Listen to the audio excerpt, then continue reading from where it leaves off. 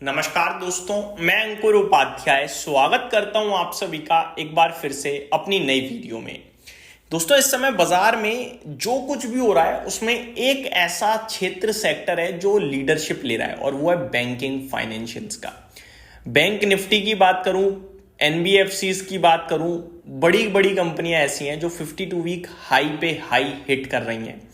चाहे वो private sector से आईसीआईसीआई बैंक हो या कोटक बैंक हो या वो एनबीएफसी क्षेत्र से बजाज फाइनेंस हो। इसी से रिलेटेड पहले तो एक खबर आते हुए दिख रही है जो आप सभी के साथ शेयर करना चाहूंगा। और भी कुछ स्टॉक्स जिनको डिस्कस करूंगा, लेकिन पहले आप सभी के साथ खबर शेयर करता हूं जो बैंकिंग क्षेत्र के लिए और आपकी जेब के लिए बड़ी इंपॉर्टेंट है।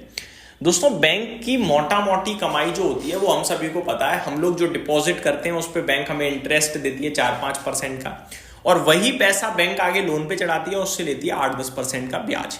तो बीच का जो गैप होता है कॉस्ट वॉस्ट निकाल के वो उसकी बैंक की कमाई होती है। लेकिन इसके अलावा एक और ऐसी जगह होती है जहां से बैंक करती है बड़ी मोटी कमाई, और वो होती है अदर चार्जेस की। आपके ऊपर और हमारे ऊपर ना जाने कितने सारे चार्जेस बैंक लगाती रहती हैं, पेनल्टी, ये चार्ज वो चार्ज, और हम जब लास्ट में देखते हैं तो यार बन गया बिल अच्छा खासा। क्योंकि बैंक्स के पास नंबर ऑफ डिपोजिटर्स या नंबर ऑफ क्लाइंट्स काफी सारे होते हैं, तो उनका मोटा पैसा बन जाता है। हम और आप देखते हैं तो वो कभी 100 रुपए लिखा आता है, कभी 17 रुपए, कभी 20 रुपए चार्ज के रूप में। लेकिन एक्चुअली में ये चार्जेस बैंकों के लिए बड़ी कमाई का साधन बनती हैं। इस पे आरबीआई ने काफी बार कुछ ना कुछ कहा भी है कि ये अदर चार्जेस को कम करना होगा, ये करना होगा, वो करना होगा। लेकिन बैंक भैया अपने मजे में रहती हैं, कहाँ ज्यादा सुनती हैं। अब एक और जो चार्ज होता है आपके ऊपर, उसमें बढ़त देखने को मिल रही है। जी हाँ दोस्तों, वैसे तो ऑलरेडी काफी लो लेवल पे पहुंच गया है कैश विड्रॉल। हम सभी को पता है जब से डिजिटल पेमेंट होने लगी है यूपीआई के माध्यम से, तो ज्यादातर लोग बस फोन पे यूज करते हैं। माफ कीजिएगा, फोन पे नहीं, डिजिटल पेमेंट। मैंने मतलब डायरेक्ट वन प्लेटफॉर्म का नाम ले दिया, बट मैं डिजिटल पेमेंट से रिलेटेड बात करना चाह रहा हूं। ठीक है, यहां जो लोग कैश विड्रॉ करते हैं एटीएम से, उनके लिए बड़ी खबर है। कैश विड्रॉ पे चार्जेस बढ़ रहे हैं दोस्तों। मैं आपको बताना चाहूंगा, आपकी एक्स बैंक है, उसी बैंक के एटीएम से आप विड्रॉ करते हो तो आपके ऊपर चार्ज लगता नहीं। आई थिंक 3 या 5 फ्री होती हैं, उसके ऊपर लगता है। ठीक है, लेकिन अगर आप किसी और बैंक का एटीएम यूज कर रहे हो तो आपके ऊपर लगता है चार्ज। ठीक है जी। अब इस चार्ज को जो पहले लगता था और जो अब लगेगा वो बढ़ चुका है। 1 मई से नए चार्जेस लागू हो जाएंगे। मैं आपको बताना चाहूंगा कितने हैं। अगर आप किसी और एटीएम से विड्रॉ करते हो पैसा, या फिर अपनी लिमिट सरपास कर दी है, आपकी जो लिमिट है 3 या 5 जो भी होती है मंथली, तो आपके ऊपर पहले लगता था 17 रुपए का चार्ज, अब लगेगा 19 रुपए का। जी हाँ, पर ट्रांजेक्शन है ये।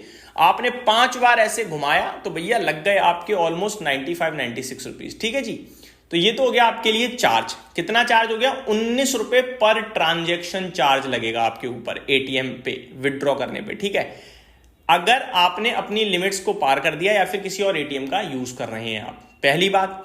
दूसरी बात, काफी सारे लोग पैसे विड्रॉ करने के बाद एक बार एटीएम में क्या बैलेंस चेक करने लगते हैं। उन्हें लगता है बैलेंस ही तो चेक कर रहा हूं, क्या कर रहा हूं।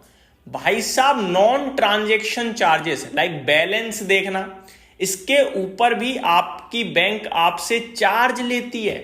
पहले ये शुल्क 6 रुपए का था, लेकिन अभी इसको बढ़ाकर 7 रुपए कर दिया है।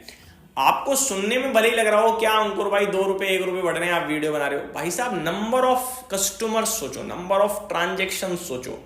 2 रुपए बढ़े हैं, लेकिन अगर आपने 5 ट्रांजेक्शन मार दी, जो कि अब तो बैंक में लिमिट होती है, आप एक बार में इतने अमाउंट से ज्यादा निकाल नहीं सकते, तो आपको ट्रांजेक्शन पे ट्रांजेक्शन करनी पड़ती है, बढ़ गए आपके 10-20 रुपए। तो ये भैया एक तो हो गया। ठीक है, जो आपके लिए अपडेट थी वो मैंने शेयर कर दी है और ये लागू हो चुका है। यानी ट्रांजेक्शन वाली फीस पे 2 रुपए बढ़ गए हैं और 19 रुपए हो गया है टोटल, और नॉन ट्रांजेक्शन पे 1 रुपए बढ़ाया और 7 रुपए हो चुका है। तो ये पहली अपडेट हो गई। बैंकों के लिए तो कमाई बढ़ने वाली है। तो ये तो हो गई अपडेट दोस्तों। अब आ जाते हैं कुछ स्टॉक स्पेसिफिक खबरों वाले स्टॉक्स के बारे में बात करने पे। सबसे पहले बाजार की बात करना चाहूंगा, कुछ खास नहीं था आज, थोड़ा नेगेटिव साइड पे मार्केट था, स्टॉक स्पेसिफिक एक्शन था, बस इतना ही कहूंगा। कुछ स्टॉक्स में गिरावट बड़ी देखने को मिली है, लाइक जोमेटो आज 5% टूट गया। मैं सोच रहा था इस पर भी कोई एक पर्टिकुलर वीडियो बनाई जाए, फिर मैंने कहा चलो ठीक है, अब हर दिन तो कुछ बात नहीं कर सकते हैं। जोमेटो के शेयर में आज 5% की गिरावट देखने को मिली है। कुछ खबरें आते हुए दिख रही हैं, वो बताता हूँ। Zomato faces continue stock decline amid broader market gains and sector under performance. तो ऐसी कोई न्यूज़ तो नहीं दिख रही है मुझे यहाँ पे पर्टिकुलरली। आई थिंक कोई ब्रोकरेज हाउस वगैरह ने डाउनग्रेड वगैरह कर, हाँ जी, मैक्वायरी ने, वही एक खबर मैंने पढ़ी तो थी, वही है Zomato Swiggy share dive up to 40% in 2025, Macquarie cautious on quick commerce but prefer dine out place.